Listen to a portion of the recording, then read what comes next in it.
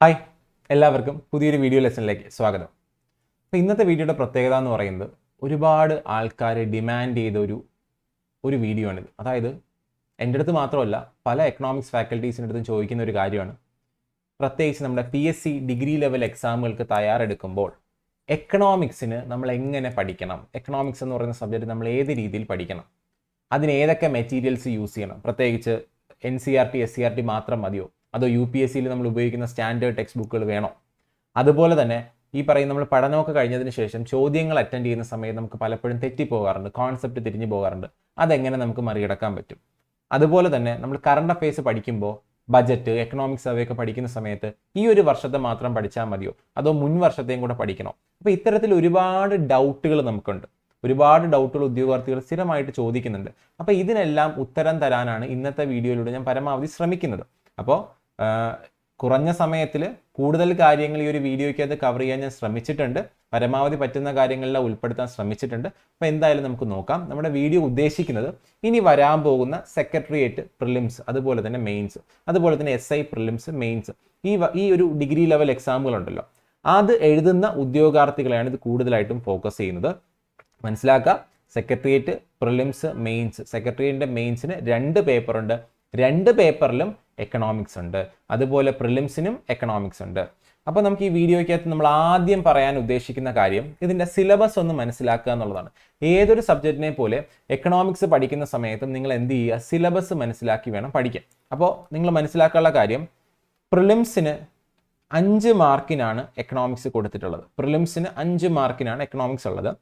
അതുപോലെ മെയിൻസിൻ്റെ കാര്യം മെയിൻസ് എടുത്തു കഴിഞ്ഞാൽ നിങ്ങൾക്ക് കാണാൻ പറ്റും, മെയിൻസ് പേപ്പർ 1 എക്കണോമിക്സ് ഉണ്ട് 7 മാർക്കിന്. അപ്പോൾ മെയിൻസിൻ്റെ പേപ്പർ 1 7 മാർക്കിനാണ് എക്കണോമിക്സ് കൊടുത്തിട്ടുള്ളത്.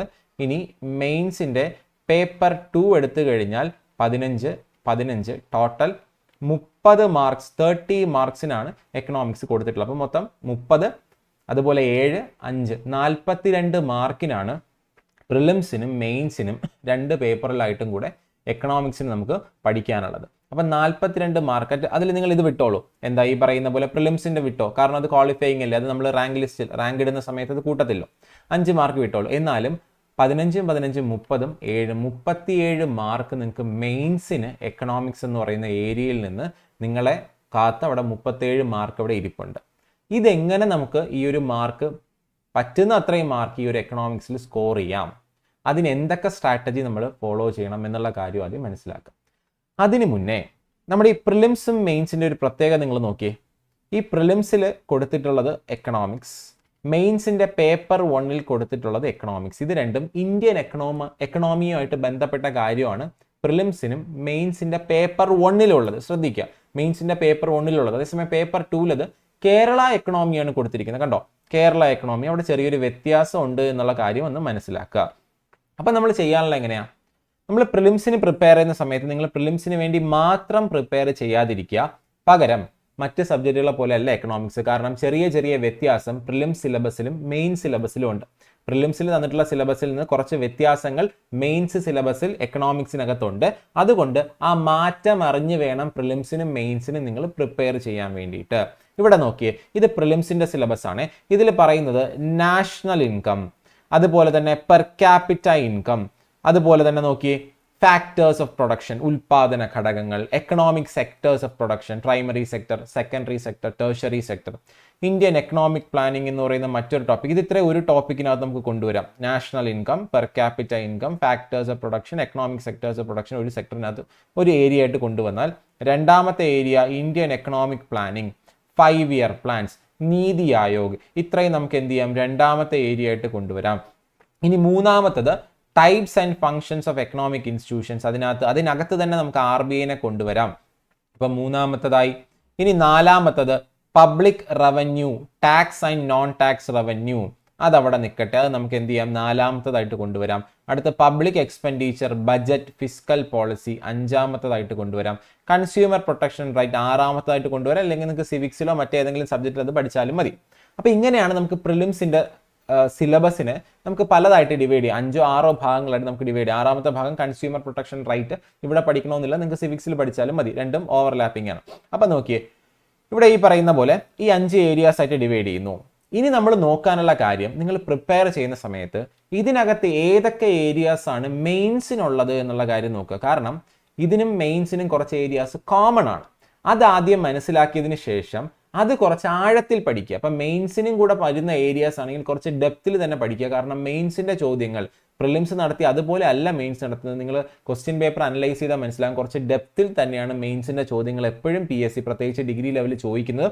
അതുകൊണ്ട് തന്നെ മെയിൻസ് കുറച്ച് ആഴത്തിൽ പഠിക്കണം. പ്രിലിംസിനും മെയിൻസിനും കോമൺ ആയിട്ടുള്ള ഏരിയാസ് ആഴത്തിൽ പഠിക്കണം. ഇവിടെ നോക്കിയാൽ നമുക്ക് കോമൺ ആയിട്ടുള്ള ഏരിയാസ് ഉണ്ടോ എന്ന് ഐഡന്റിഫൈ ചെയ്യാം. ഉണ്ട്. First 5 year plans. 5 year plans അതിവിടെ ഇല്ലേ? ഇവിടെ നോക്കി Indian economic planning, 5 year plans, Niti Aayog. അപ്പോൾ ഈ രണ്ടാമത്തെ ഏരിയ നിങ്ങൾ പഠിക്കുമ്പോൾ കുറച്ച് ഡെപ്തിൽ തന്നെ പഠിക്കുക. നീതി ആയോഗ് ഇവിടെ ഇല്ലാന്ന് കരുതി മെയിൻസിന് നീതി ആയോഗ് ചോദിക്കുന്നില്ല എന്നല്ല. 5 ഇയർ പ്ലാൻസ് വന്നാൽ അവിടെ നീതി ആയോഗം ചോദിക്കും. അപ്പോൾ ഇവിടെ രണ്ടാമത്തെ ഏരിയ അത് എന്ത് ചെയ്യണം? റെഡ് കളറിൽ മാർക്ക് ചെയ്തിരിക്കുന്നത് നിങ്ങൾ ആഴത്തിൽ പഠിക്കാനാണ്. കാരണം അത് പ്രിലിംസ് കം മെയിൻസ്, മനസ്സിലായല്ലോ? അതായത് പ്രിലിംസിനും മെയിൻസിനും ഉള്ള ഏരിയ ആണ് എന്നുള്ള കാര്യം മനസ്സിലാക്കുക.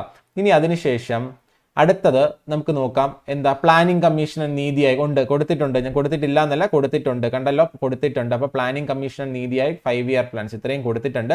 അപ്പോൾ പ്രിലിംസിനും മെയിൻസിനും കോമൺ ആണ് പ്ലാനിംഗ് കമ്മീഷൻ നീതി ആയോഗ് എന്ന് പറയുന്ന ടോപ്പിക്. അത് ആഴത്തിൽ തന്നെ പഠിക്കുക.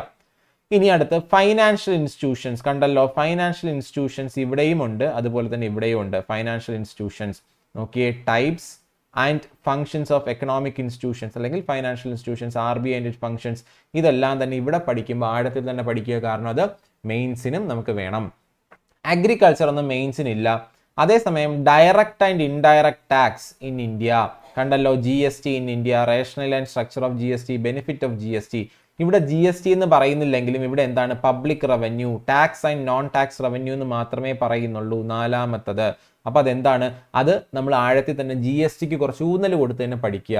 അപ്പൊ ഈ 3 ഏരിയാസും പ്രിലിംസിനുള്ള 3 area, Indian economic planning, 5 year plans, Niti Aayog ഒരു area, types and functions of economic institutions, reserve bank and its functions രണ്ടാമത്തെ ഏരിയ, അതുപോലെ തന്നെ public revenue, tax and non tax revenue മൂന്നാമത്തെ ഏരിയ. ഇത് മെയിൻസിനും കോമൺ ആയിട്ടുള്ളതാണ്. അപ്പൊ അതുകൊണ്ട് എന്ത് ചെയ്യുക? അത് ഇവിടെ ആഴത്തിൽ തന്നെ പഠിക്കുക. ഇനി നോക്കിയേ, പ്രിലിംസിന് മാത്രം പഠിക്കാനുള്ള ഏരിയാസ് ഏതൊക്കെയാണ്?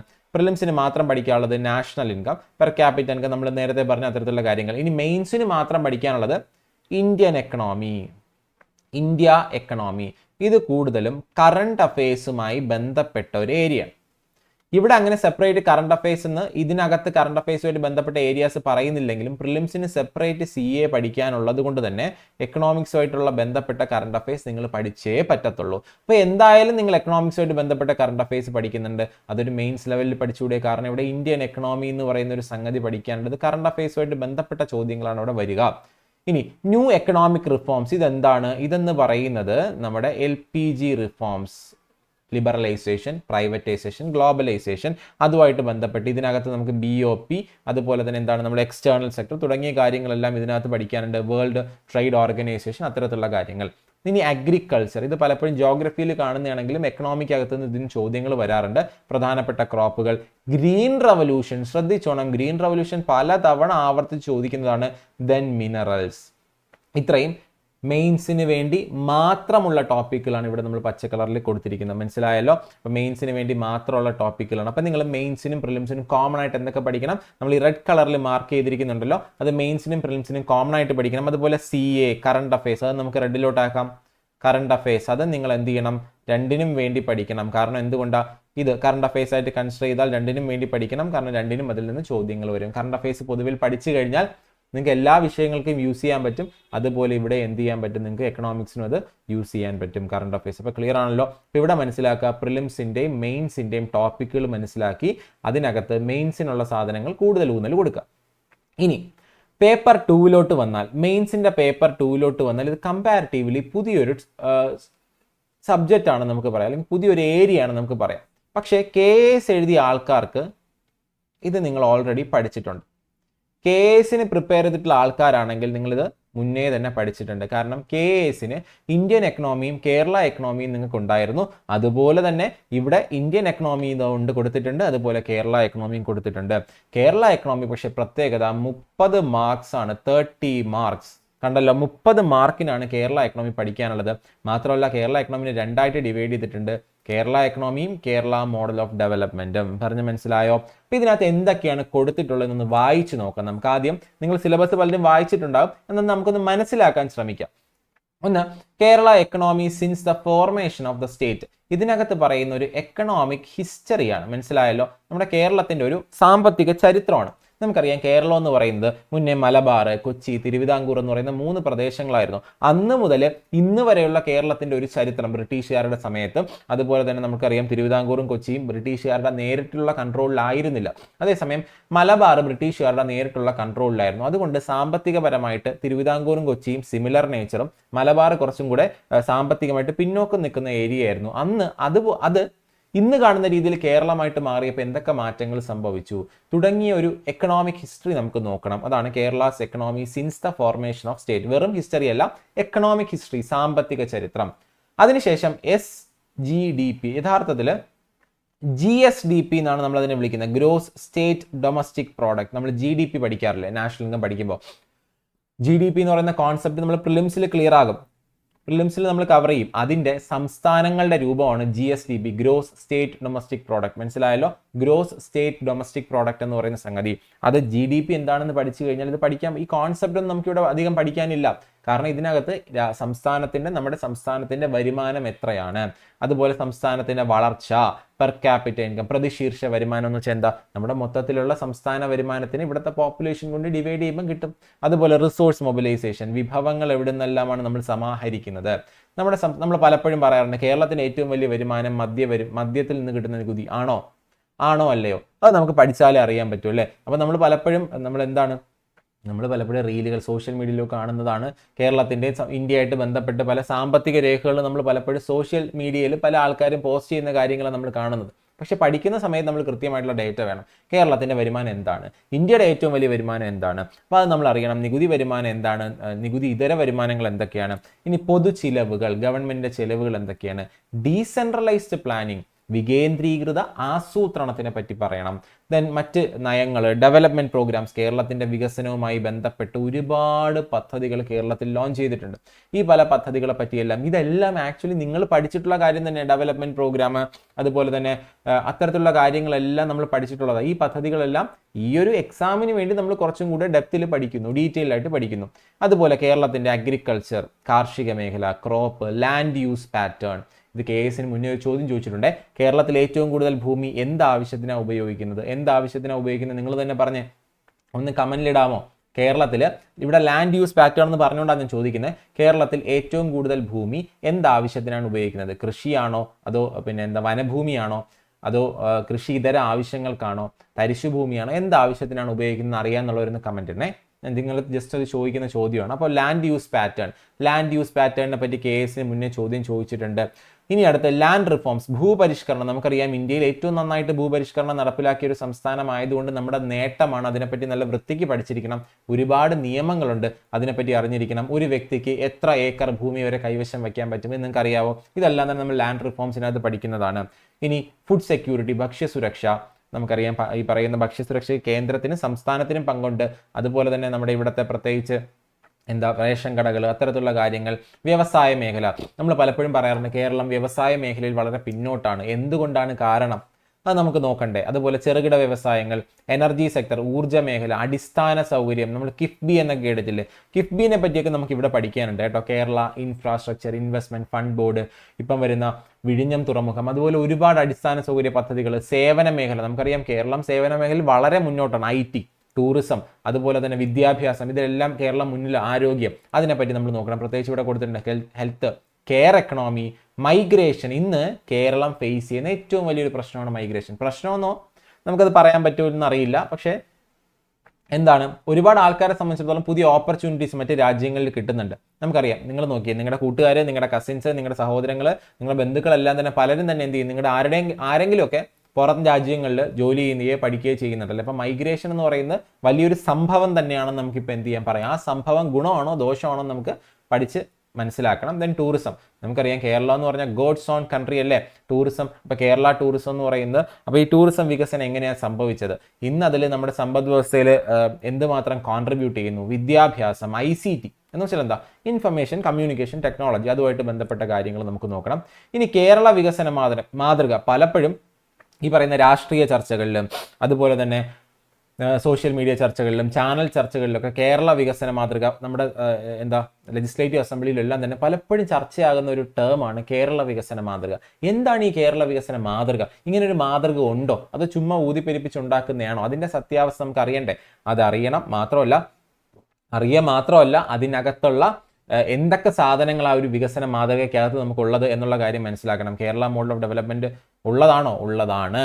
അതിൻ്റെ ഇവല്യൂഷൻ എങ്ങനെ ഇതുണ്ടായി, അതിൻ്റെ സിഗ്നിഫിക്കൻസ് എന്താണ്, സവിശേഷതകൾ എന്താണ്, ഇതിനകത്ത് വരുന്ന കുറേ പ്രത്യേകതകളുണ്ട്. കേരള വികസന മാതൃക എന്ന് പറയുമ്പോൾ നമ്മൾ കൂടുതൽ വിദ്യാഭ്യാസം, ആരോഗ്യ മേഖല തുടങ്ങിയ സാമൂഹ്യ അടിസ്ഥാന സൗകര്യങ്ങൾ പ്രാധാന്യം കൊടുക്കുന്നു. നോക്കി, അതാണ് അഡൾട്ട് ലിറ്ററസി, ലൈഫ് എക്സ്പെക്ടൻസി, ആയുർദൈർഘ്യം, ഇൻഫന്റ് മോർട്ടാലിറ്റി, നമുക്കറിയാവുന്നതാണ്. ശിശുമരണ നിരക്ക്, birth rate, recent challenge, unemployment, poverty, inequality, gender gap, ageing, women empowerment program, നമുക്കറിയാം സ്ത്രീ ശാക്തീകരണത്തിന് വളരെ ഊന്നൽ കൊടുക്കുന്ന സംസ്ഥാനമാണ്. Knowledge economy, startup, brain gain, ആ 2 ടേമുകൾ നമുക്ക് എന്ത് ചെയ്യണം, ഇവിടെ നോക്കണം. അപ്പോൾ ഇത്തരത്തിലുള്ള കാര്യങ്ങളെല്ലാം തന്നെ കേരള മോഡൽ ഓഫ് ഡെവലപ്മെന്റിനകത്ത് നമ്മൾ ഡിസ്കസ് ചെയ്യുന്ന കാര്യങ്ങളാണ്. അപ്പോൾ ഇത്രയും 30 മാർക്കിനാണ് KS കൊടുത്തിട്ടുള്ള സിലബസ്. അതുപോലെ ആണെങ്കിലും കുറച്ച് കാര്യങ്ങൾ ചെറുതായിട്ട് ഇതിൽ ആഡ് ചെയ്തിട്ടുണ്ട്. ഈ പറയുന്ന KSന്റെ സിലബസിൽ ഇല്ലാത്ത കുറച്ച് കാര്യങ്ങളും കൂടെ ഇവിടെ ആഡ് ചെയ്തിട്ടുണ്ട്. അപ്പോൾ നമുക്ക് KSന് തന്നിട്ടുള്ള സിലബസ് ഏകദേശം അതിൽ പഠിച്ച രീതിയിലുള്ള ഒരു പഠനം തന്നെയാണ് നമുക്ക് ഈ ഒരു സെക്രട്ടേറിയറ്റ് മെയിൻസിന്റെ പേപ്പർ 2നും ആവശ്യമായിട്ടുള്ളത്. അപ്പോൾ നിങ്ങൾക്ക് സിലബസ് മനസ്സിലായി, എന്തൊക്കെ സാധനങ്ങളാണ് പ്രിപ്പയർ ചെയ്യാനുള്ളത്, പ്രിലിംസിനും മെയിൻസിനും എന്തൊക്കെ കാര്യങ്ങളാണ് പ്രിപ്പയർ ചെയ്യാനുള്ളത് ഒരു ഐഡിയ കിട്ടി. അപ്പോൾ നിങ്ങൾ പ്രിലിംസിന് തയ്യാറെടുക്കുന്ന ആൾക്കാർ, ഇപ്പം നിലവിൽ നിങ്ങൾ പ്രിലിംസിനാണല്ലോ പഠനം തുടങ്ങിയത്, നിങ്ങൾ ഫോക്കസ് ചെയ്യാനുള്ള എന്താണ്, ഈ പറഞ്ഞ റെഡ് കളറിൽ മാർക്ക് ചെയ്തിരിക്കുന്ന ഏരിയാസ് ആണ് നിങ്ങൾ ഫോക്കസ് ചെയ്യാതെ. കാരണം എക്കണോമിക്സിന് ഈ പറയുന്ന പ്രിലിംസിനും മെയിൻസിനും കോമൺ ആയിട്ടുള്ളത്. അതേസമയം കേരള എക്കണോമി തൽക്കാലം നിലവിൽ നോക്കണ്ട. കേരള എക്കണോമി പ്രിലിംസ് കഴിഞ്ഞ് നോക്കി തുടങ്ങിയാൽ മതി. കാരണം നമ്മുടെ ഇപ്പോഴത്തെ പ്രയോറിറ്റി പ്രിലിംസ് ആണ്. പ്രിലിംസ് പാസ്സായിട്ടല്ലേ നമുക്ക് മെയിൻസ് ഉള്ളൂ. അപ്പോൾ അതുകൊണ്ട് പ്രിലിംസ് ആദ്യം നിങ്ങൾ ഫോക്കസ് ചെയ്യൂ. അത് കഴിഞ്ഞിട്ട് നമുക്ക് മെയിൻസിന്റെ Kerala model of development economy focus ചെയ്യാം. അത് കഴിയുമ്പോൾ നിങ്ങൾക്ക് ഇത് ഈ പറയുന്ന ഏരിയ അധികം നോക്കേണ്ട കാര്യം വരത്തില്ല. വളരെ കുറച്ച് കാര്യങ്ങൾ മാത്രമേ നോക്കേണ്ടി വരത്തുള്ളൂ. കാരണം നിങ്ങൾ ഓൾറെഡി മെജോറിറ്റി ഏരിയാസ് ഇവിടെ കവർ ചെയ്തിട്ടുണ്ട്. ഇത് നമുക്ക് പ്രിലിംസ് കഴിഞ്ഞിട്ട് കൂടുതൽ ഫോക്കസ് കൊടുത്ത് നോക്കാനുള്ളതാണ് Kerala economy and model of development എന്ന് പറയുന്നത്. ഓക്കെ അല്ലേ?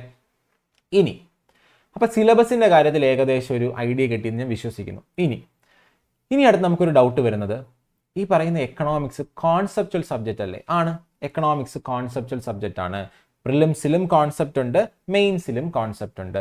ഈ കോൺസെപ്റ്റുകൾ എന്തൊക്കെയാണ്? അപ്പം നമ്മൾ മനസ്സിലാക്കുക, കോൺസെപ്റ്റ് എന്ന് പറഞ്ഞാൽ കാണാതെ പഠിക്കാൻ പറ്റുന്ന ഒരു സാധനമല്ല. എക്കണോമിക്സിന്റെ പ്രത്യേകത, കോൺസെപ്റ്റുകൾ ഒരിക്കലും നമുക്ക് കാണാതെ പഠിക്കാൻ പറ്റില്ല, പക്ഷെ മനസ്സിലാക്കി പഠിക്കാം. മനസ്സിലായി? അതായത് ഒരു കാര്യം മനസ്സിലാക്കി പഠിക്കുന്നതും കാണാതെ പഠിക്കുന്നതും തമ്മിൽ വ്യത്യാസമുണ്ട്. കാണാതെ പഠിക്കുന്ന സാധനം ജസ്റ്റ് ഒരു കാര്യം മറന്നു പോയാൽ പിന്നീട് നമ്മൾ കംപ്ലീറ്റ് ആയിട്ട് ബ്ലാങ്ക് ആയിട്ട് മാറും. നമുക്കൊന്നും അപ്ലൈ ചെയ്യാനോ ഒന്നും ചെയ്യാൻ പറ്റാത്തൊരവസ്ഥ വരും. അതേസമയം കോൺസെപ്റ്റ് മനസ്സിലാക്കി പഠിച്ചു കഴിഞ്ഞാൽ നിങ്ങൾക്ക് തന്നെ ആ ക്വസ്റ്റ്യനിൽ നിന്ന് ആൻസറിലോട്ട് എത്താൻ പറ്റുന്ന പല ടെക്നിക്കുകളും കോൺസെപ്റ്റ് പഠിക്കുന്ന സമയത്ത് നിങ്ങൾ മനസ്സിൽ കണ്ടിട്ടുണ്ടാവും. അപ്പോൾ കോൺസെപ്റ്റുകൾ മനസ്സിലാക്കി പഠിക്കുക. അത് മറ്റ് സബ്ജക്റ്റുകളിൽ നിന്ന് എക്കണോമിക്സിനെ വ്യത്യസ്തമാക്കുന്ന ഘടകം എന്ന് പറയുന്നത് ഇവിടെ ഒരുപാട് കോൺസെപ്റ്റുകളുണ്ട്. അത് പ്രിലിംസിനും ഉണ്ട്, മെയിൻസിനും ഉണ്ട്. അപ്പോൾ പ്രിലിംസ് സമയത്ത് നിങ്ങൾ പ്രിലിംസിന് ഊന്നൽ കൊടുക്കാനുള്ളത് ഏതൊക്കെയാണ് നോക്കിയേ. പ്രിലിംസ് പഠിക്കുന്ന മുന്നേ, അതായത് പ്രിലിംസ് എക്സാമിന് പോകുന്നതിന് മുന്നേ ഇത്രയും കോൺസെപ്റ്റുകൾ പഠിച്ചേ പറ്റത്തുള്ളൂ. അത് പഠിക്കാതെ നിങ്ങൾ പോകരുത്. എക്സാമിന് പോകുന്നതിന് മുന്നേ ഇത്രയും കോൺസെപ്റ്റുകൾ പഠിച്ചേ പറ്റത്തുള്ളൂ. നിർബന്ധമായിട്ട് ഞാൻ പറയുകയാണ്, നിങ്ങൾ ഈ കോൺസെപ്റ്റിൽ പഠിക്കാതെ എക്സാമിന് പോകരുത്. കാരണം എക്കണോമിക്സിന് നിങ്ങൾക്ക് സ്കോർ ചെയ്യാൻ ബുദ്ധിമുട്ടായിരിക്കും. എന്തൊക്കെ കോൺസെപ്റ്റാ? ഒന്നാമത്തത് ഇൻഫ്ലേഷൻ. നമുക്കറിയാവുന്ന കാര്യമാണ് ഇൻഫ്ലേഷൻ, പണപ്പെരുപ്പം എന്താണ്, എങ്ങനെ സംഭവിക്കുന്നു, ഈ പണപ്പെരുപ്പം നിയന്ത്രിക്കാൻ നമ്മുടെ രാജ്യത്ത് RBI അനൗൺസ് ചെയ്യുന്ന മോണിറ്ററി പോളിസി എന്താണ്, അതെങ്ങനെ പ്രവർത്തിക്കുന്നു, അതിൻ്റെ ടൂളുകൾ, repo, reverse repo, MSF, SDF, CRR, SLR തുടങ്ങിയ കാര്യങ്ങൾ, ഓപ്പൺ മാർക്കറ്റ്, അതുപോലെ തന്നെ അത്തരത്തിലുള്ള കാര്യങ്ങൾ, moral suasion, direct action, consumer credit regulation, അങ്ങനെ കുറേ മെഷേഴ്സ്. അപ്പോൾ ഈ പറയുന്ന കാര്യങ്ങളൊക്കെ എങ്ങനെ പ്രവർത്തിക്കും, ഇത് വെറുതെ ഞാൻ പറഞ്ഞ പോലെ ഇങ്ങനെ കാണാതെ പഠിച്ചു വെച്ചിട്ട് എക്സാം വരുമ്പോൾ ഇതൊന്നും ചോദിച്ചില്ലല്ലോ എന്ന് പറഞ്ഞിരിക്കുകയല്ല നമ്മൾ ചെയ്യാനുള്ളത്. കോൺസെപ്റ്റ് മനസ്സിലാക്കാം. ഇൻഫ്ലേഷൻ വരുമ്പോൾ ഈ വക സാധനങ്ങളെല്ലാം മാർക്കറ്റിൽ എടുത്തിട്ട് RBI എങ്ങനെ അലക്കുക, നമുക്കറിയാമല്ലോ. RBI മാർക്കറ്റിൽ ഇതെല്ലാം എടുത്തിട്ട് എന്ത് ചെയ്യും, അങ്ങ് അപ്ലൈ ചെയ്യുമ്പോഴാണ് ഇൻഫ്ലേഷൻ കൺട്രോൾ ആകുന്നത്. അപ്പോൾ എന്താണ് ഇൻഫ്ലേഷൻ, എന്താണ് മോണിറ്ററി പോളിസി എന്ന് പറയുന്ന കോൺസെപ്റ്റ് അറിഞ്ഞേ പറ്റത്തുള്ളൂ. ദെൻ ബജറ്റ് എന്താണ്, ഫിസ്ക്കൽ പോളിസിയും ഡെഫിസിറ്റും. നമുക്കറിയാം മോണിറ്ററി പോളിസി RBIയുടെ വകയാണെങ്കിൽ ഫിസ്ക്കൽ പോളിസി ഗവൺമെന്റ് ഓഫ് ഇന്ത്യയുടെ വകയാണ്. മനസ്സിലായി? രണ്ടുപേരും പോളിസി ഇറക്കുന്നുണ്ട്. RBI മോണിറ്ററി പോളിസി പണനയം, ഫിസ്ക്കൽ പോളിസി ധനനയം ഗവൺമെന്റ് ഓഫ് ഇന്ത്യ. നമുക്കറിയാം ഈ പറയുന്ന ബജറ്റുമായിട്ട് ബന്ധപ്പെട്ട് ഒരുപാട് ഡെഫിസിറ്റുകൾ നമ്മൾ പഠിക്കാറുണ്ട്. പലപ്പോഴും എക്സാമുകളിൽ ഫിസ്ക്കൽ ഡെഫിസിറ്റ്, അതുപോലെ തന്നെ നമുക്കറിയാം primary deficit, effective revenue deficit എന്നിങ്ങനെ പല ചോദ്യങ്ങളും വരാറുണ്ട്. അപ്പം അത് വൃത്തിയായിട്ട് തന്നെ പഠിക്കണം. ദെൻ ടാക്സേഷനിൽ ഒരുപാട് കോൺസെപ്റ്റുകൾ ഇല്ലെങ്കിലും GST ആയിട്ടൊക്കെ ബന്ധപ്പെട്ട് CGST എന്താണ്, SGST എന്താണ്, IGST എന്താണ്, UTGST എന്താണ്, ഇത് സെസ് എന്താണ്, സർചാർജ്, ഇങ്ങനത്തെ കുറേ ടേംസ് ഒക്കെ ഉണ്ടല്ലോ. ഈ ടെർമിനോളജികളൊക്കെ കോൺസെപ്റ്റുകൾ തന്നെയാണ്. അത് നമ്മൾ മനസ്സിലാക്കി തന്നെ പോകണം. ഇനി നാഷണൽ ഇൻകം, ഇത് നമുക്കറിയാം. നാഷണൽ ഇൻകം എന്ന് പറഞ്ഞാൽ കോൺസെപ്റ്റ് പ്ലസ് അതിനകത്ത് നിന്ന് പ്രോബ്ലംസ് വരാറുണ്ട് അല്ലേ. GDP-MP, GNPFC, GDP-FC എന്നൊക്കെ പറഞ്ഞിട്ട് അത് കണ്ടുപിടിക്കാനും NFIA, net indirect tax, depreciation, personal income, personal disposable income എന്നൊക്കെ പറഞ്ഞിട്ട് ഒരുപാട് കോൺസെപ്റ്റ് ചോദ്യങ്ങൾ, അതുപോലെ ഫോർമുലാസ്, ഇക്വേഷൻ ഒന്നും കാണാതെ അല്ല, കോൺസെപ്റ്റ് മനസ്സിലാക്കി പഠിക്കുകയാണ് നമ്മൾ ചെയ്യാറുള്ളത്. അപ്പോൾ പ്രിലിംസിന് നിർബന്ധമായിട്ടും നിങ്ങൾ കവർ ചെയ്യാനുള്ള കോൺസെപ്റ്റുകൾ ഇൻഫ്ലേഷനും മോണിറ്ററി പോളിസിയും, ബജറ്റും ഫിസ്ക്കൽ പോളിസിയും ഡെഫിസിറ്റും, ടാക്സേഷനും GSTയും, അതുപോലെ നാഷണൽ ഇൻകം. ഇനി മെയിൻസിന് വേണ്ടി മാത്രം കവർ ചെയ്യാനുള്ള ഒരു കോൺസെപ്റ്റ് ഉണ്ട്. ഇത് നമുക്ക് പ്രിലിംസിന് ആവശ്യമില്ല. മെയിൻസ് സമയത്ത് മാത്രം നിങ്ങൾ പഠിച്ചാൽ മതി. BOPയും എക്സ്റ്റേണൽ സെക്ടറും. BOP എന്ന് വെച്ചാൽ എന്താ നിങ്ങൾക്ക് എല്ലാവർക്കും അറിയാം, എന്നാലും ഞാൻ പറയാം. ബാലൻസ് ഓഫ് പേയ്മെന്റ്സ് BOP, അതുപോലെ തന്നെ എക്സ്റ്റേണൽ സെക്ടർ. അപ്പൊ ഇതിനകത്താണ് ഫോറക്സ് റിസർവ് എന്താണ്, കറണ്ട് അക്കൗണ്ട്, ക്യാപിറ്റൽ അക്കൗണ്ട്, അത്തരത്തിലുള്ള കാര്യങ്ങളെല്ലാം നമ്മൾ നോക്കുന്നത് ഇതിനകത്താണ്. ബാലൻസ് ഓഫ് പേയ്മെന്റ് ഇത് പഠിക്കുന്നത് എവിടെയാണെന്ന് അറിയാമോ? 1991 എക്കണോമിക് റിഫോംസ് ഒക്കെ പഠിക്കുന്നതിന് കൂടെയാണ് നമ്മൾ ഈ ഒരു കോൺസെപ്റ്റ് ക്ലിയർ ആയി പോകാനുള്ളത്. പറഞ്ഞ മനസ്സിലായി? അപ്പോൾ ഈ മോണിറ്ററി പോളിസി, ഇൻഫ്ലേഷൻ ഒക്കെ എവിടെയാണ് നമ്മൾ പഠിക്കുന്നത്? RBIയുടെ ഫംഗ്ഷൻ പഠിക്കുന്നതിന്റെ കൂട്ടത്തിലാണ് പഠിക്കുന്നത്.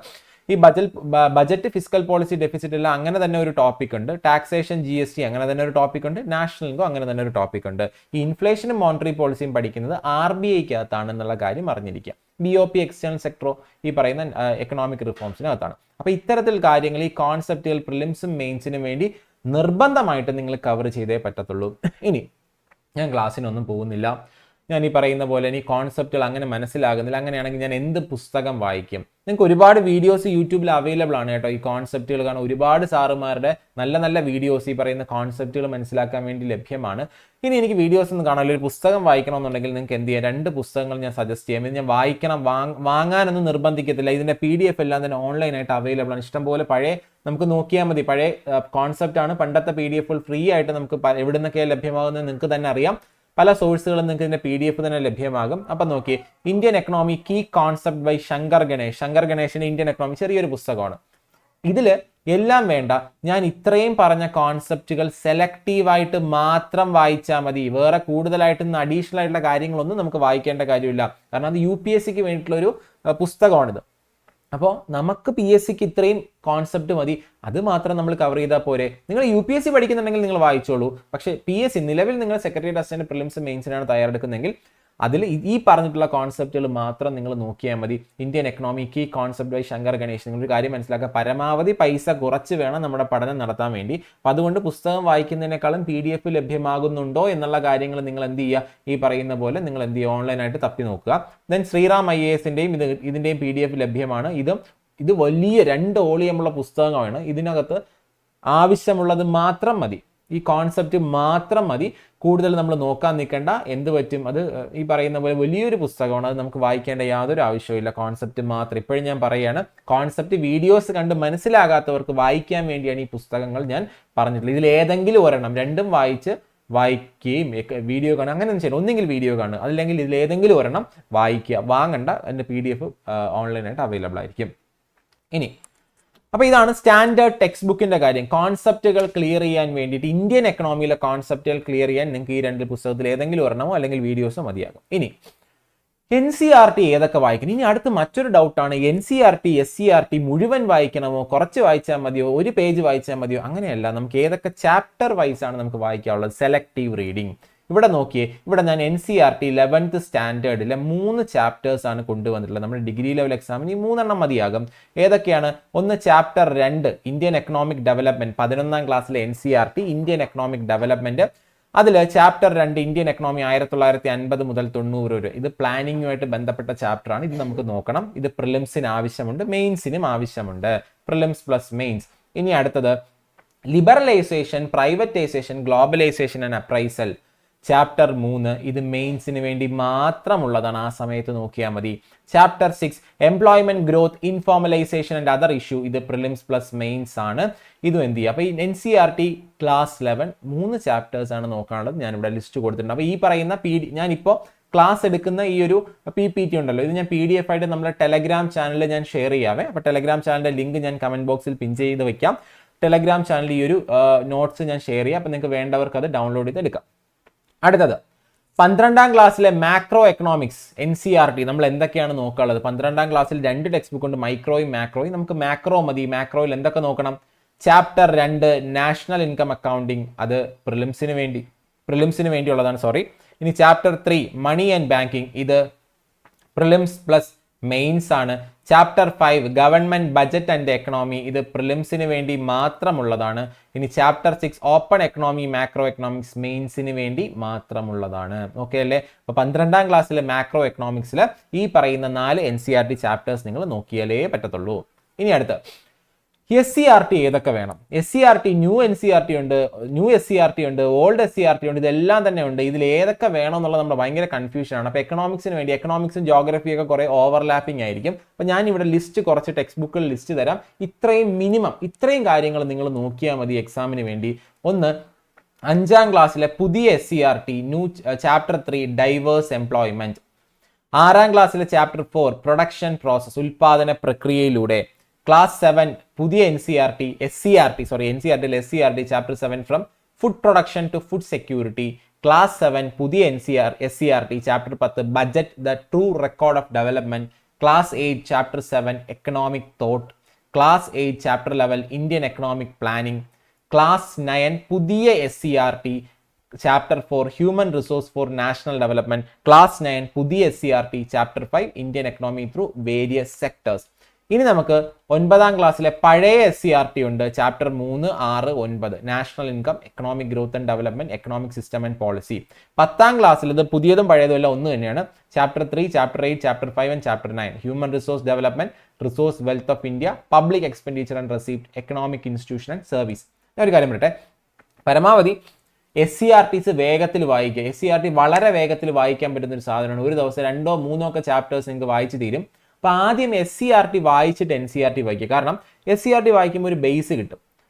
നിങ്ങളൊന്ന് മനസ്സിലാക്കുക, ബേസ് കെട്ടിയിട്ടല്ലേ മുകളിൽ കെട്ടാൻ പറ്റത്തുള്ളൂ. അപ്പം ബേസ് ആദ്യം കവർ ചെയ്യുക, എന്നിട്ട് നിങ്ങൾ എന്ത് ചെയ്യുക, NCERT കവർ ചെയ്യാൻ വേണ്ടി ശ്രമിക്കുക. NCERT ഓരോ ചാപ്റ്റർ ഒരു ദിവസം കൊണ്ട് കവർ ചെയ്താൽ മതി. പക്ഷേ SCERT 3ഓളം ചാപ്റ്റേഴ്സ് നിങ്ങൾക്ക് എന്ത് ചെയ്യാൻ പറ്റും, ഒരു ദിവസം സുഖമായിട്ട് വായിച്ച് തീർക്കാൻ പറ്റും. 10ാം ക്ലാസ്സിൻ്റെയൊക്കെ വരുമ്പോൾ മാത്രമേ കുറച്ച് സമയം എടുക്കത്തുള്ളൂ. ഓക്കെ, അപ്പോൾ SCERT ഇത്രയും കവർ ചെയ്യണം കേട്ടോ. നിർബന്ധമായിട്ടും പ്രിലിംസിന് മുന്നേ തന്നെ നിങ്ങൾ കവർ ചെയ്തിരിക്കണം. അടുത്തത്, ഇത് കൂടാതെ അഡീഷണൽ ആയിട്ടുള്ള റിസോഴ്സസ് നിങ്ങൾ ഈ പറയുന്ന ഇന്ത്യൻ എക്കണോമിക്, ഞാൻ പറയുന്നത് ഇന്ത്യൻ എക്കണോമിക്ക് വേണ്ടി അഡീഷണൽ ആയിട്ട് നിങ്ങൾ എന്ത് ചെയ്യണം, ബജറ്റ്, നമ്മൾ ക്ലാസ് എടുത്തിട്ടുണ്ട്, ബജറ്റ് കാണുക. ബജറ്റ് കാണുമ്പോൾ ബജറ്റ് പരമാവധി ഈ ഒരു വർഷത്തെ ബജറ്റ് 2025-26 ബജറ്റ് നിർബന്ധമായിട്ടും പഠിക്കുക. ഇനി 25 കഴിഞ്ഞ വർഷത്തെ 24-25 ബജറ്റിലെ കീ പോയിന്റ്സ്, പ്രധാനപ്പെട്ട പോയിന്റുകൾ മാത്രം നോക്കുക. ഈ വർഷത്തെ ബജറ്റ് ഡീറ്റെയിൽഡ് ആയിട്ട് പഠിക്കുക. കഴിഞ്ഞ വർഷത്തെ പ്രധാനപ്പെട്ട പോയിന്റ് എന്ന് പറയുമ്പോൾ ഗവൺമെന്റ് ഏറ്റവും വലിയ വരുമാനം, ഏറ്റവും വലിയ ചിലവ്, അതുപോലെ തന്നെ ഗവൺമെന്റ് ഏറ്റവും പുതിയ സ്കീമുകൾ, അങ്ങനെ എന്തെങ്കിലും ഉണ്ടെങ്കിൽ മാത്രം കഴിഞ്ഞ വർഷത്തെ നോക്കുക. ഈ വർഷത്തെ നിർബന്ധമായിട്ട് നോക്കുക. നമ്മുടെ കണ്ടിട്ടില്ലാത്തവരാണെങ്കിൽ നമ്മുടെ ചാനലിൽ തന്നെ യൂട്യൂബിൽ തന്നെ എന്ത് ചെയ്തിട്ടുണ്ട്, ബജറ്റിന്റെ വീഡിയോ അപ്ലോഡ് ചെയ്തിട്ടുണ്ട്. ഇനി എക്കണോമിക് സർവേ, അത് നിങ്ങൾ അതിൻ്റെ ഒരു സമ്മറി, അതായത് ഏറ്റവും ഇമ്പോർട്ടൻറ്റ് പോയിന്റ്സ്, നമ്മുടെ രാജ്യത്തെ ഗ്രോത്ത് റേറ്റ് എത്ര, ഡെഫിസിറ്റ് എത്ര, അങ്ങനത്തെ പോയിന്റ്സ് മാത്രമേ നമുക്ക് ഡിഗ്രി ലെവൽ എക്സാമുകൾക്ക് PSC എക്സാമിന് ആവശ്യമുള്ളൂ. UPSCയിലാണ് ഡെപ്തിൽ ആവശ്യമുള്ളത്. കാരണം പ്രത്യേകിച്ച് നമുക്ക് ഡിസ്ക്രിപ്റ്റീവ് ഒക്കെ ഉള്ളതുകൊണ്ട് ഇവിടെ അങ്ങനെ ഡെപ്തിൽ ആവശ്യമില്ല. എന്നാലും പറയുന്ന പ്രധാനപ്പെട്ട പോയിന്റുകൾ നമുക്കൊരു വീഡിയോ ആയിട്ട് തന്നെ ചെയ്യാൻ ശ്രമിക്കാം. അപ്പോൾ എന്ത് ചെയ്യുക, എക്കണോമിക് സർവേ അവരെ കവർ ആകും. ഈ ഒരു വർഷത്തെ എക്കണോമിക് സർവേ മതി. ഇനി കറണ്ട് അഫയേഴ്സ് നിർബന്ധമായിട്ട് നിങ്ങൾ ഫോളോ ചെയ്യുക. എന്തായാലും നിങ്ങൾക്ക് മറ്റ് സബ്ജക്റ്റുകൾക്ക് എല്ലാത്തിനും കറണ്ട് അഫയേഴ്സ് വേണം.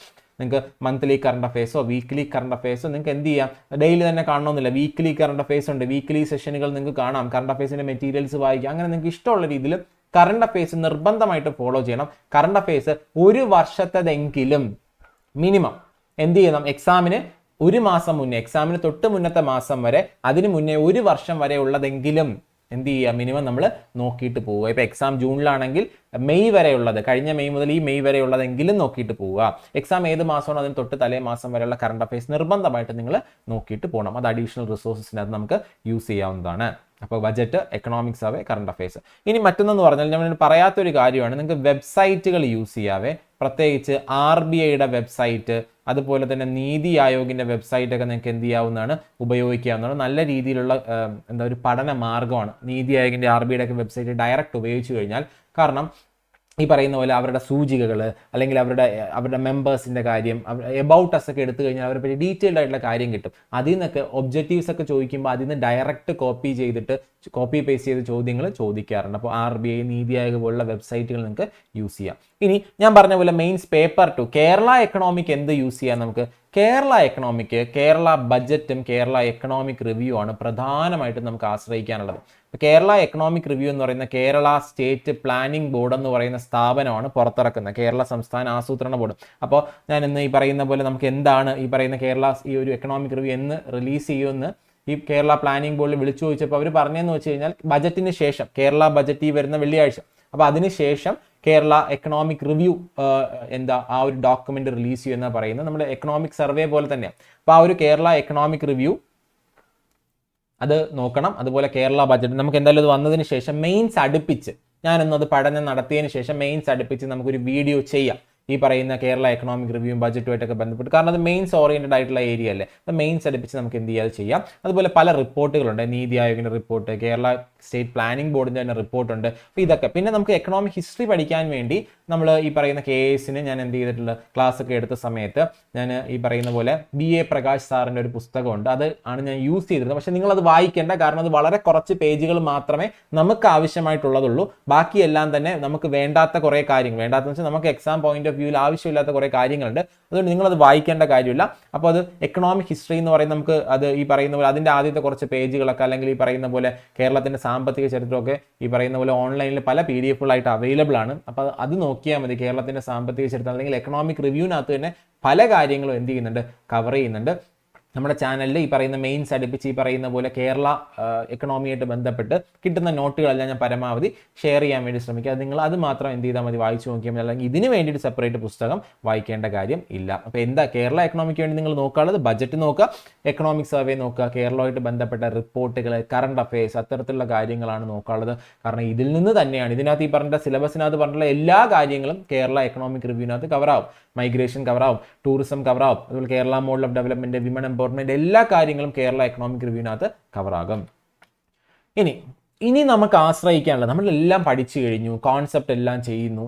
ഇനി പ്രശ്നമെന്ന് വെച്ചാൽ നമ്മൾ പഠിക്കുന്നതും PSC ചോദിക്കുന്നതും ഒരേ മാർഗ്ഗമാണ്, ഒരേ വഴിയാണെന്ന് നമുക്ക് മനസ്സിലാകാൻ നമുക്ക് ചെയ്യാൻ പറ്റുന്നത്, ആശ്രയിക്കാവുന്നത് പ്രീവിയസ് ഇയർ ക്വസ്റ്റ്യൻസ് ആണ്. അപ്പോൾ നിങ്ങൾ ആദ്യം ചെയ്യാനുള്ളത്, നിങ്ങൾ ആദ്യം പ്രിലിംസിനാണ് പ്രിപ്പയർ ചെയ്യുന്നത്. പ്രിലിംസിന് പ്രിപ്പയർ ചെയ്യുമ്പോൾ ഡിഗ്രിയുടെ പ്രിലിംസ് പ്രീവിയസ് ഇയർ ക്വസ്റ്റ്യൻസ് ചെയ്യാം. നമുക്കറിയാം 2021, 22, 23, 24 4 വർഷം നടന്നിട്ടുള്ള പ്രിലിംസിന്റെ ചോദ്യ പേപ്പറുകൾ എടുക്കുക. ഞാനിവിടെ കോഡ് കൊടുത്തിട്ടുണ്ട്, കണ്ടോ, ക്വസ്റ്റ്യൻ കോഡ്. ഇത് നിങ്ങൾ ജസ്റ്റ് എന്ത് ചെയ്യുക, ആ ക്വസ്റ്റ്യൻ വേണമെന്നുണ്ടെങ്കിൽ ഈ ക്വസ്റ്റ്യൻ കോഡ് ഗൂഗിൾ ചെയ്തുക. ജസ്റ്റ് ഒന്ന് ഗൂഗിൾ ചെയ്താൽ മതി. 75/2021 PSC പ്രീവിയസ് ഇയർ ക്വസ്റ്റ്യൻ. ആ ക്വസ്റ്റ്യൻ പേപ്പർ നിങ്ങളുടെ ഫ്രണ്ടിൽ വരും. സെർച്ച് റിസൾട്ടിൽ എന്ത് ചെയ്യും, ആ ഒരു ക്വസ്റ്റ്യൻ പേപ്പർ ഉണ്ടാവും. അപ്പോൾ എന്താണ്, അതുപോലെ തന്നെ രണ്ടാമത്തെ സ്റ്റേജിലെ ക്വസ്റ്റ്യൻ പേപ്പർ, അങ്ങനെ എല്ലാ സ്റ്റേജിലും കണ്ടോ 1, 2, 3, 4, 5. 2022 3 സ്റ്റേജ് ഉണ്ടായിരുന്നു, 2023 3 സ്റ്റേജ് ഉണ്ടായിരുന്നു, 2024 3 സ്റ്റേജ് ഉണ്ടായിരുന്നു. അപ്പോൾ 1, 2, 3, 4, 5, 6, 7, 8, 9, 10, 11 പ്രീവിയസ് ഇയർ ക്വസ്റ്റ്യൻസ് ആണ് ഇതുവരെ പ്രിലിംസിന്റെ മാത്രം നമുക്ക് ലഭ്യമായിട്ടുള്ളത്. ഈ 11 ചോദ്യ പേപ്പറുകളും ചെയ്യുമ്പോൾ തന്നെ നമുക്ക് മനസ്സിലാകും എങ്ങനെയൊക്കെയാണ് PSC ഓരോ വർഷവും ചേഞ്ച് ആകുന്നത്, ചോദ്യങ്ങളുടെ നിലവാരങ്ങളിൽ വ്യത്യാസം വരുന്നുണ്ടോ, നമ്മുടെ പഠനം അതിനനുസരിച്ച് എങ്ങനെ വ്യത്യാസം വരുത്തണം. ഈ ചോദ്യങ്ങൾ ചെയ്താൽ മാത്രമേ നിങ്ങൾക്ക് ഈ ചോദ്യങ്ങൾ ചെയ്യുമ്പോഴുള്ള ബുദ്ധിമുട്ട്, പേടി തുടങ്ങിയ കാര്യങ്ങൾ മാറത്തുള്ളൂ. അതായത് എക്സാം ഹാളിൽ നേരിട്ട് ചെന്നിരുന്നിട്ട് നമ്മൾ ക്വസ്റ്റ്യൻ പേപ്പർ ചെയ്ത് മാജിക് കാണിക്കാൻ നമുക്ക് വിചാരിക്കാൻ പറ്റില്ല. അതുകൊണ്ട് പ്രീവിയസ് ഇയർ ക്വസ്റ്റ്യൻസ് പരമാവധി ചെയ്യുക. ആദ്യം നിങ്ങൾ ഈ 11 ചോദ്യ പേപ്പറുകളും ചെയ്തു തീർക്കുക. പഠനം ഒരുവിധം ആയി കാണുമല്ലോ, നിങ്ങളുടെ റിവിഷൻ നടക്കുന്നുണ്ടാവുമല്ലോ. അപ്പോൾ നിങ്ങൾ എന്ത് ചെയ്യുക, ഈ പറയുന്ന പോലെ ചോദ്യ പേപ്പറുകൾ 11 എക്സാം പോലെ തന്നെ ചെയ്യുക കേട്ടോ. അത് ഞാൻ ഇപ്പോഴേ പറയുന്നുണ്ട്. ഒരു ക്വസ്റ്റ്യൻ നോക്കുന്നു, ആൻസർ നോക്കുന്നു, ക്വസ്റ്റ്യൻ നോക്കുന്നു, ആൻസർ നോക്കുന്നു. അത് വേണ്ട. ഒരു എക്സാം ഹാളിൽ ഇരുന്ന് എക്സാം എഴുതുന്ന പോലെ ഒരു OMR ഷീറ്റ് കിട്ടുകയാണെങ്കിൽ അങ്ങനെ തന്നെ ക്വസ്റ്റ്യൻ പേപ്പർ ചെയ്തു നോക്കാൻ ശ്രമിക്കുക. ഇത് കഴിഞ്ഞിട്ട് മെയിൻസിന് വേണ്ടി പ്രീവിയസ് ഇയർ ക്വസ്റ്റ്യൻസ് ഇഷ്ടം പോലെ ഉണ്ട്. പേപ്പർ 1 സിലബസിനുള്ള ഒരുപാട്, നമ്മൾ മുന്നേ ഉള്ള ഡിഗ്രിയിലെ ജസ്റ്റ് മെയിൻസ് ക്വസ്റ്റ്യൻ പേപ്പറും സെർച്ച് ചെയ്താൽ ഒരുപാട് ക്വസ്റ്റ്യൻ പേപ്പേഴ്സ് കിട്ടും. Secretariat, sub inspector, university assistant, company board തുടങ്ങി ഒരുപാട് കിട്ടും. അതെല്ലാം ഒന്ന് ചെയ്തു നോക്കുക. ഇനി സെക്കൻഡ് പേപ്പറിന് KASന്റെ പ്രീവിയസ് ഇയർ ക്വസ്റ്റ്യൻസ് ചെയ്യും. ഇതെല്ലാം നിങ്ങൾ മെയിൻസ് സമയത്ത് ചെയ്താൽ മതി, പ്രിലിംസ് കഴിഞ്ഞിട്ട് ചെയ്താൽ മതി. അപ്പോൾ KASന്റെ പ്രീവിയസ് ഇയർ ക്വസ്റ്റ്യൻസ്. ഇനി ഡിഗ്രിയുടെ ക്വസ്റ്റ്യൻസ് മാത്രം ചെയ്താൽ മതിയോ? ഇല്ല, ഡിഗ്രിയുടെ ക്വസ്റ്റ്യൻസ് മാത്രമല്ല, നിങ്ങൾക്ക് 12th ലെവലിൻ്റെയും 10th ലെവലിൻ്റെയും എല്ലാ ക്വസ്റ്റ്യൻസും നിങ്ങൾക്ക് എന്ത് ചെയ്യാം. കാരണം എന്താണ്, ആ ഒരു പാറ്റേണിലുള്ള ചോദ്യങ്ങളും, കാരണം ഇപ്പോൾ 10th-ലും 12th-ലും ഡിഗ്രി നിലവാരത്തിൽ ചോദ്യങ്ങൾ ചോദിക്കുന്നുണ്ട്. അതുകൊണ്ട് 12th ലെവലിൻ്റെയും 10th ലെവലിൻ്റെയും നിങ്ങൾക്ക് അറിയാത്ത ഏരിയാസ് മാറ്റി വെച്ച് ബാക്കിയുള്ള ചോദ്യങ്ങൾ എന്ത് ചെയ്യുക, ചെയ്തു നോക്കുക. ഓക്കെ അല്ലേ? അപ്പോൾ പ്രീവിയസ് ഇയർ ക്വസ്റ്റ്യൻസ് മുഖ്യം. അപ്പോൾ അതുകൊണ്ട് എന്ത് ചെയ്യുക, നിർബന്ധമായിട്ടും ചെയ്യുക. ഓക്കെ അല്ലേ? അപ്പോൾ ഇത്രയും കാര്യങ്ങളാണ് നമുക്ക് എന്ത് ചെയ്യാനുള്ളത്. എക്കണോമിക്സ് എന്ന് പറയുന്ന സബ്ജക്റ്റ് ഈ വരുന്ന സെക്രട്ടേറിയറ്റ് അസിസ്റ്റന്റിന്, സബ് ഇൻസ്പെക്ടർ എക്സാം തുടങ്ങി. സബ് ഇൻസ്പെക്ടറും ഈ പറയുന്ന പോലെ നോക്കി, സബ് ഇൻസ്പെക്ടറിന്റെ പ്രിലിംസ് ഈ സെക്രട്ടേറിയറ്റിന്റെ സെയിം പ്രിലിംസ് ആണ്. സബ് ഇൻസ്പെക്ടറിന്റെ മെയിൻസ്, സെക്രട്ടേറിയറ്റിന്റെ മെയിൻസ്, ഈ 7 മാർക്കിന് ഇത് തന്നെയാണ്. 5 മാർക്കിനോ 3 മാർക്കിനോ സെക്രട്ടേറിയറ്റ് സബ് ഇൻസ്പെക്ടറിനും ചോദിക്കും. അപ്പം അതുകൊണ്ട് അതിന് ടെൻഷൻ അടിക്കേണ്ട കാര്യമില്ല. ഇത്രയും കാര്യങ്ങളാണ് നമുക്ക് എക്കണോമിക്സിൻ്റെ സിലബസ്, അതുപോലെ എന്തൊക്കെ പഠിക്കണം, എന്തൊക്കെ കാര്യങ്ങൾ നോക്കണം, CAക്കകത്ത് എന്ത് കാര്യങ്ങൾ നോക്കണം തുടങ്ങിയ കാര്യങ്ങളെ പറ്റി ഒരു ഏകദേശം ഒരു ഐഡിയ ഉണ്ടാക്കിയെടുക്കാൻ എനിക്ക് ഈ ഒരു വീഡിയോ വഴി കഴിഞ്ഞെന്നാണ് വിശ്വസിക്കുന്നത്.